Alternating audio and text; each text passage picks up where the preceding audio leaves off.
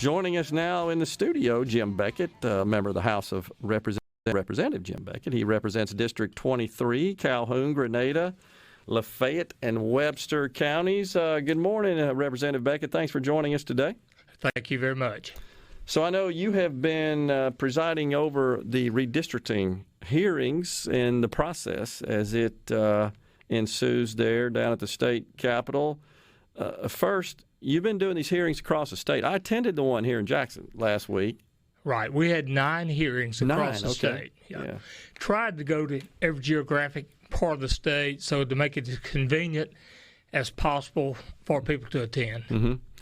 And having attended the one in Jackson, were the others similar in nature? Similar in nature. The attendance varied, a good bit from place to place, but topics were basically the same. Concerns were basically the same. Yeah. And so is there a committee that from the legislature that's assigned to this task? There is. Every other census, the House and the Senate alternate who will be chairman of the committee. Okay. Of the joint committee. So this year I'm the chairman and Dean Kirby is the vice chairman. On the Senate side. On the Senate side. Yeah. So when we get to doing the House and Senate, Dean will chair the Senate subcommittee and I will chair the House subcommittee of that. Before the congressional part, I'm the chairman, and so that's why I was in charge of the committees. But there are 10 members, 10 House members, 10 Senate members, and you have your elections chairman and vice chairman and the other people. Then you have a geographic balance across the state. Okay. And so that's why you have maybe you won't have the 10 most senior people or maybe even the people that some people might think would be on there, but it's up to the leadership to make those appointments. In our case, they were made at the same time the other committee appointments were made. I think the Senate delayed that until maybe the end of the session. How does that shake out in terms of Republicans and Democrats, and who kind of determines that mix? Well, the leadership determines that mix. It's not required by law, and I think it just happens that in each chamber it's 7 Republicans and 3 Democrats, which pretty much reflects the membership of the the chambers. Of the chamber, yeah, sure, that makes sense. So the goal, of course, let's talk about the congressional districts first. You shared with me off the air that's what you're working on right now. So Mississippi has 4 House seats, and the goal is to draw those districts such that they encompass a certain number of population, and that's based on when we take the overall national census. We've got 435 seats unless the Congress changes the number of seats. Right now it's 435 in the House.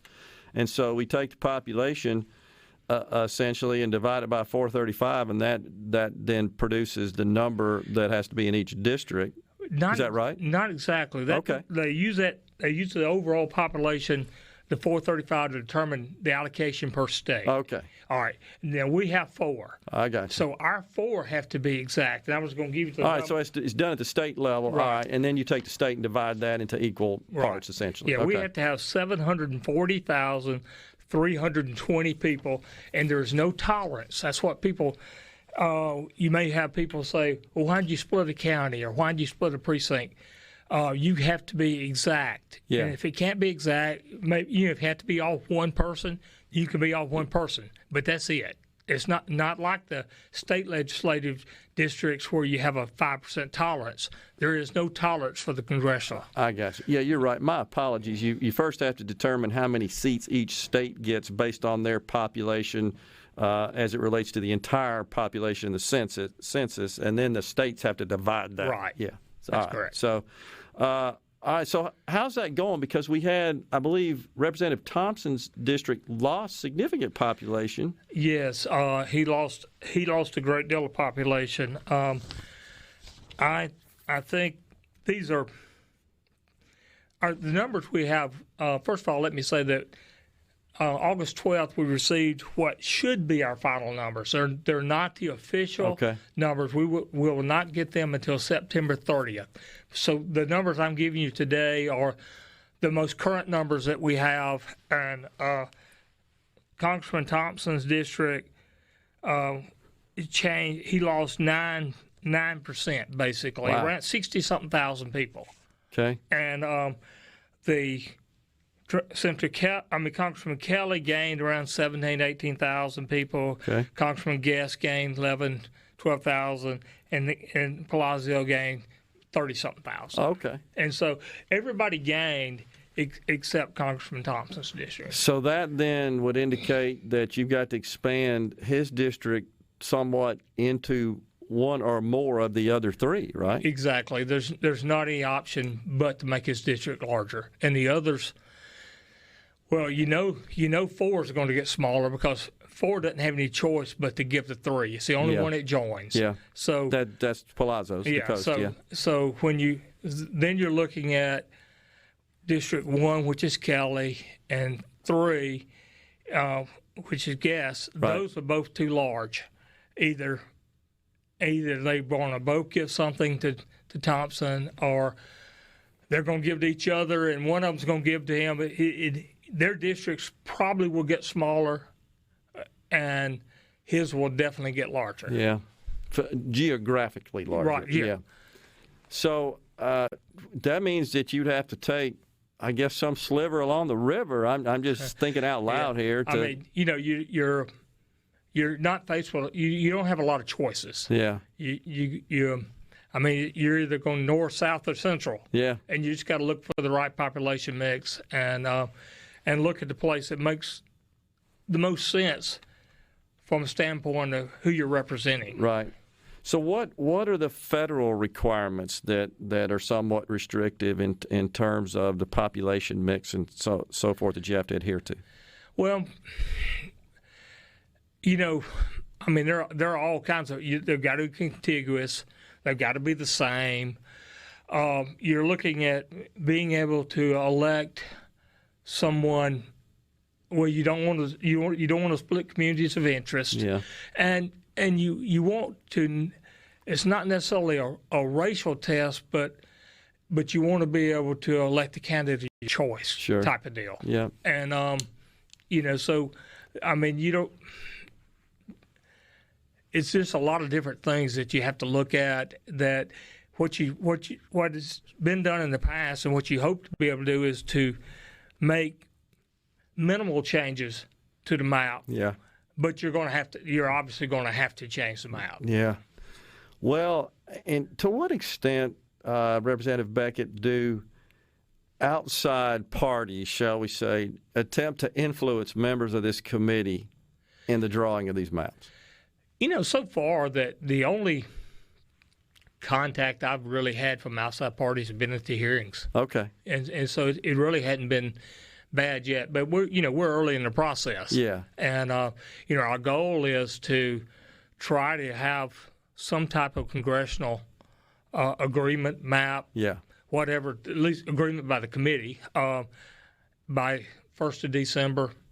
Okay. So that it'll be out there for the candidates to see, the public to see, but prior to qualifying deadline, which they're going to qualify the first of the year, and so our goal is to have this map out there and then introduce a bill and pass it early in the session. Okay.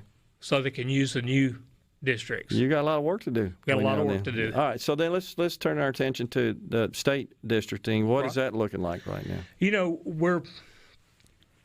We're basically they're asking the peer committee is the committee, the state organization, the state committee that helps us with this as far as the technical aspect of drawing the maps and also in helping in making sure that our plan complies with the law and scoring it and looking at it and making sure that it's something that's appropriate.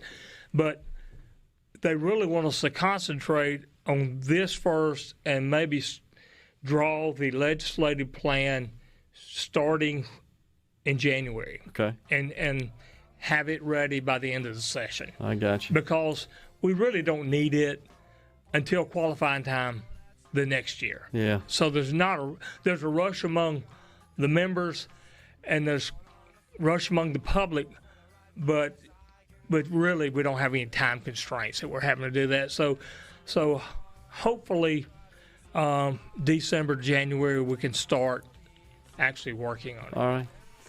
We're up against a break right here. I wanted to ask you about your thoughts about the possibility of a special session, see what you thought about the tax hearings last week, and also what your legislative goals are in the next session. You hang around for that? Sure. We got Representative Jim Beckett in the studio with us. Stay tuned to JTC. We've got Representative Jim Beckett, represents District 23 in Mississippi, Calhoun, Grenada, Lafayette, and Webster counties. We were just talking about redistricting, but we're going to shift our attention now, Representative Beckett, to the possibility of a special session to hammer out this medical marijuana program. In the last couple of weeks, we've had Representative Lee Yancey, who's kind of running point on that from the House side. Yesterday, we had Speaker Pro Tem Jason White talking about that as well. What are you hearing from your perspective, and do you think we're going to have a special session? Well, Gerard, I probably don't hear a whole lot more than the general public, and I definitely don't hear more than you do about it. The general consensus is that we're probably going to have a special session. Okay. I think that the House and Senate will reach agreement at some point in time. I'm not involved in the negotiations. I'm not on public health, and I don't have anything to do. I'm not anything that Representative Yancey's doing. So I have absolutely zero involvement in that, and don't know anything that anybody else doesn't know, except that I do believe that they will reach an agreement. Now, whether it's in time that a special session makes sense to call a special session, or if we just wait to January to deal with it, I'm not sure. But personally, I think it'd be nice to have a special session and deal with that issue. Yeah. And not have that, because we have a lot of other things we're going to have to deal with in the regular session. And so, but as to whether or not we're going to actually have it, I don't know. Yeah. Well, actually three members on the House side I've had on the last couple of weeks, because Representative Trey Lamar was on as well. Right. I think they're all of the mind that we're going to have a special session. That's what they would say right now. Had Trey, had Representative Yancey, and Representative White yesterday. And the word is they're pretty close to hammering something out with the Senate. Right. Senator Blackwell on the Senate side running point over there, and have a special session and get something done. The governor's made it pretty clear that repeatedly that he's not going to call a special session unless, in counting the votes are there for something that can pass and something that he can sign off on. Right. It seems like where we are. Yeah. I'm just, he'll have to call it. Yeah. And what satisfies him, I don't know. But we have not met as a group to look at the plan that they're working on.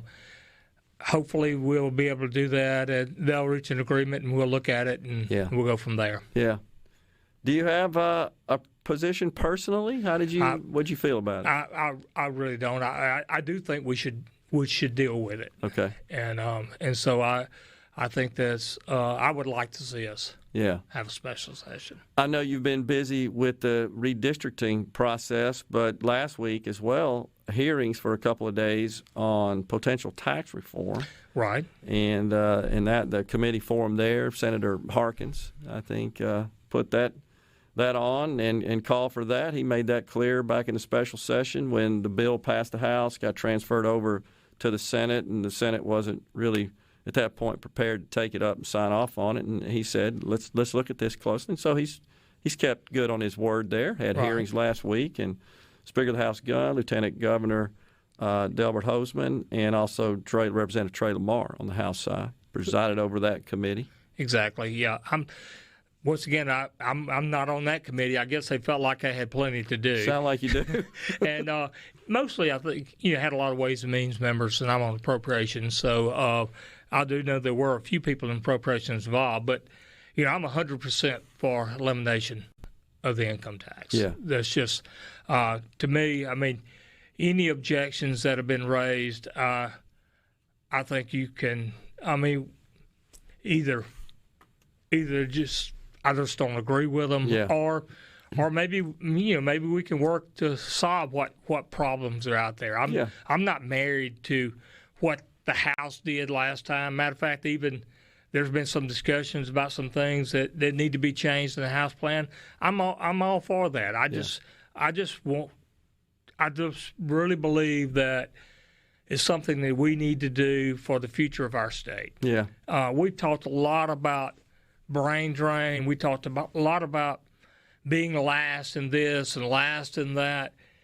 All the things that we've discussed just kind of chip away at the edges. This is the only thing that we've ever talked about doing that I think has a chance of making a difference. Yeah, I'm with you. I'm glad to hear you say that. I agree. And I should also point out that the Speaker shares your sentiments, that he's open to adjustments as well. Yeah. I think he and Representative Lamar and Speaker Pro Tem Jason White, that have kind of been spearheading this thing, they all have expressed that same position, that if there's some things we need to do to adjust, let's get in a room, figure it out, and make it happen. Right. I think probably the only requirement in my mind, and I don't know if that's the right way of putting it, but I want us to, when we pass something, to pass the elimination of the income tax. Yeah. I'm not hung up on whether that's 10 years or 11 years or 12 years. You know, we can talk about that. We can massage that a little bit. Yeah. But I don't want us to do it in steps where that 3 years from now we have to come back and vote again, take the next step. Yeah. I want right now us to have a plan. Got you. And do it. I agree. That was kind of my parting words, is let's do something big, bold, and transformational, and not just kind of do something token, you know, and say, hey, we cut taxes. I don't think that moves the needle personally. All right, what about the 22 session? Not far off, and I know you're hunkered down with this redistricting process. What are your legislative priorities, or what are you hearing from your chamber, the Senate chamber, et cetera? Well, you know, I obviously for me personally, it's going to be this redistricting. Okay. That is where a huge amount of my focus is going to be. At the same time, I do the appropriations for IHL and Med Center, so we're going to be looking at any of this federal CARES money that could possibly be used to help them in their mission of providing relief or recovery from this pandemic. So that'll be interesting. Then obviously we're going to have the issue of how to deal with the budget increase, and you know how much of it's going to be determined to be reoccurring revenue, and how much is going to be one-time expenditures, and trying to allocate that according to what they determined that it's going to be, you know. And I don't mean spending the money just for the sake of spending the money, but you've been in business and you know that you can only defer maintenance so long. Sure. And all across IHL, they have been deferring maintenance, and it costs money to defer maintenance. Yeah. It costs for a lot of reasons. One, you're doing increasing your damages. If you don't fix the roof, then you got all kind of other problems. And it just costs more to repair that the longer you wait.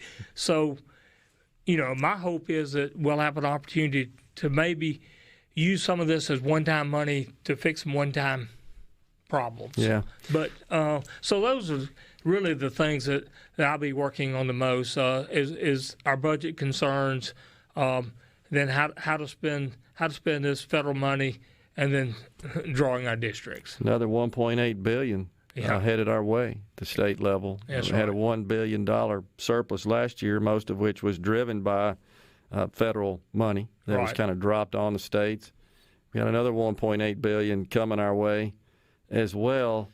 You know, you don't have to comment on this, but personally, I'd like to see if it would fit within the parameters of that money coming from the federal government, a rebate out to the people. I don't know if that's possible or not, but I'd love to see checks flow out to the taxpayers, the people who actually paid that money to start with. Well, of the $1.8 billion, I doubt if that's possible. Yeah. Of the state money, you know, it might be possible, but I think the main thing is that we need to be really careful about increasing our reoccurring expenditures based on that chunk of money. Yeah, I agree. That's just really just a financial planning concept you got to be aware of, and you're smart for doing so. Yeah. Appreciate you coming on today, Representative Beckett. Enjoyed it. All right, thank you. Yes, sir.